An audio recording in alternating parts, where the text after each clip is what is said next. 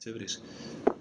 The day-to-day, I mean, I run the security business group, so I have responsibility for all the product portfolio.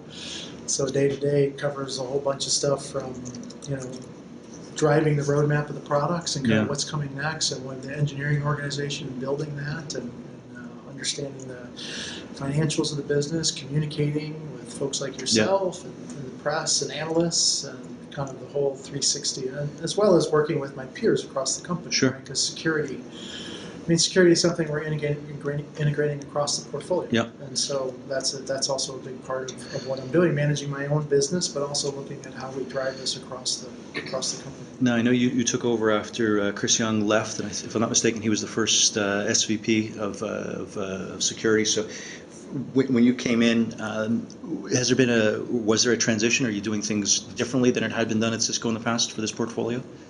You mean when I came? So I came into this business about a little over 2.5 years ago, and I've been at Cisco a long time. Sure. I've been at Cisco 15 years, and so I came in and actually worked very closely with Chris to kind of reset the strategy. I drove engineering, building products, all that kind of stuff. So we set the strategy for what we're going to do in security 2.5, 3 years ago, and that's what we've been executing against, and we continue to execute against that. Right. So pretty much, we're doing the same thing for the last 3 years. That's excellent. Now, given that some people may say the threat landscape has changed, some may say it hasn't, what sort of predictions and bets, as it were, did you forecast 2 or 3 years ago in terms of direction that's now playing out as you had expected? I think we set the strategy based on kind of three.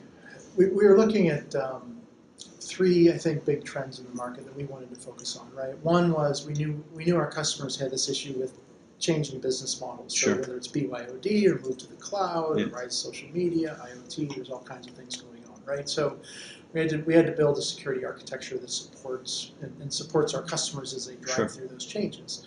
You're not going to slow those down or stop those. Right? Security's just got to do with that. The second big tenet we looked at was the dynamic threat landscape. Right. Yeah. So, I mean, that's very clear now. I mean, it's like it's in the popular press all the time.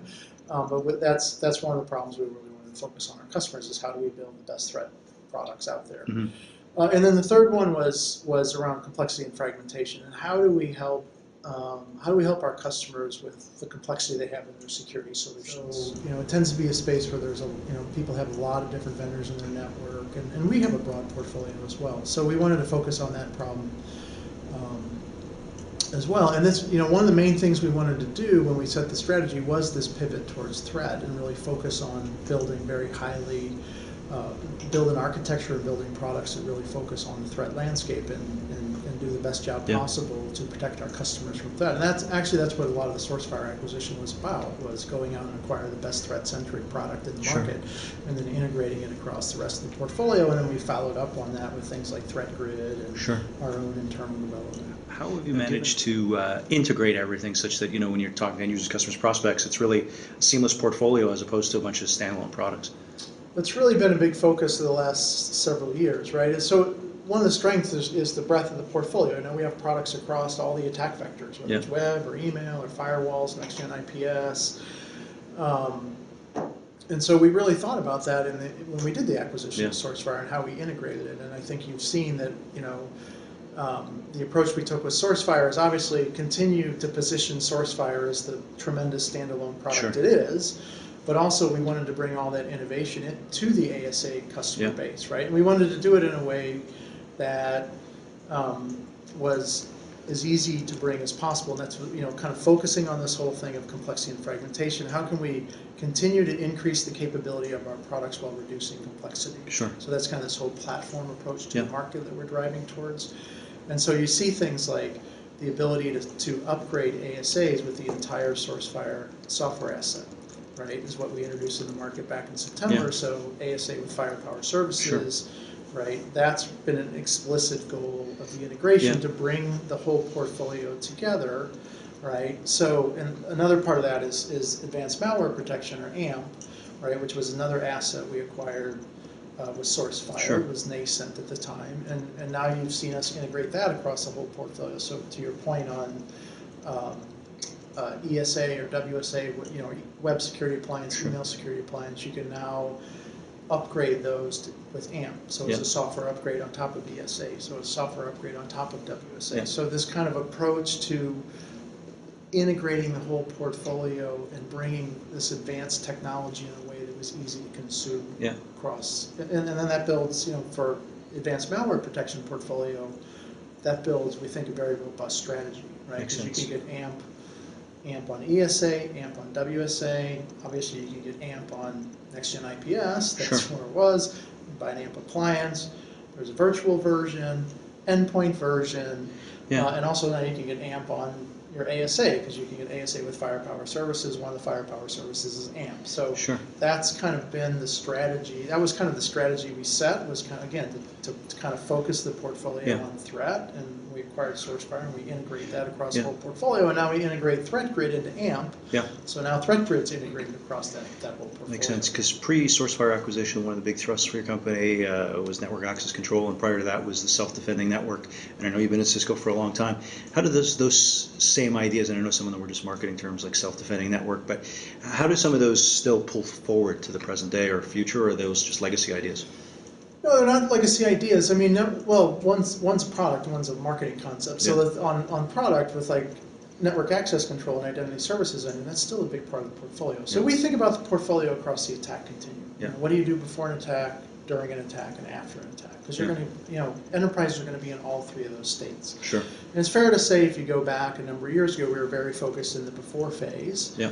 Because that's what people bought, Yeah. right? And as we've continued to invest over the last several years, you've seen us invest more in the during phase and the after phases and fill out the whole portfolio.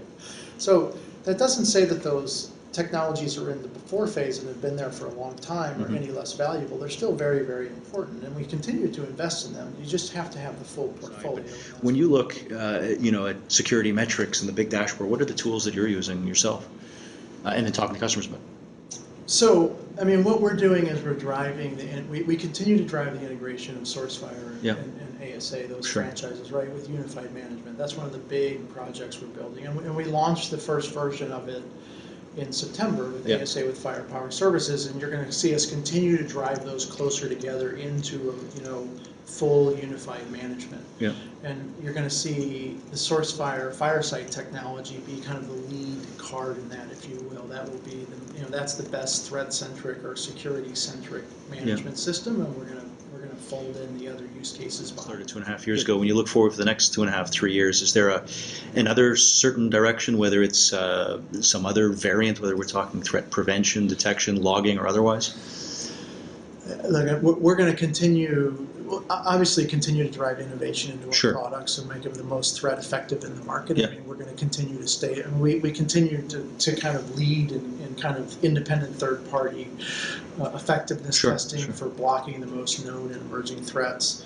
We're also going to continue to drive integration in the portfolio. Yeah. Right. So how do we drive more integration of all the products, more automation into the remediation side Sure. of it, right? Again, think about this before, during, and after, and focus on all phases of that. And then the after phase, it's about time to detection and time to remediation. And a lot of that will be driving automation into the system and sharing context out of ICE into Firesite, so we can get more information and more visibility to what's happening in the network. Yeah. As the networks go to more controller-led Yeah, sure. architecture, like we talked about with ACI, driving integration into those controllers so we can use the network fabric for both visibility and remediation of problems. So Good. we're going to continue to drive that integration and drive that across Cisco.